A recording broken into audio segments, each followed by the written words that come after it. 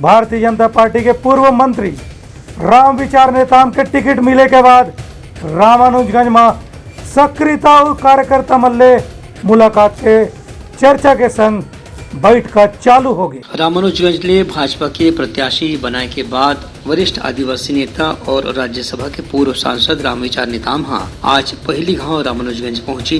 एबेरा में अपन समर्थक और कार्यकर्ता मन संग मिल के राम विचार नेताम की एदारी भाजपा ला जेताए के पूरा प्रयास करना है। उनकर कहने से कि आदिवासी मन के विकास पर वो खुद पाछू 30 से 35 साल ने लगातार काम करते हैं। एक से उनला उम्मीद है कि ये दरी जनता उनला समर्थन जरूर दी।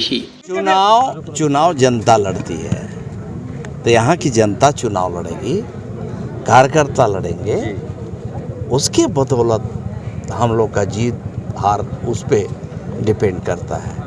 और चुनाव आप लोग को भी दिखाई दे ही रहा है, हर कार्यक्रम में दिखाई दे दिया कि यहाँ जनता चुनाव जीत चुकी है।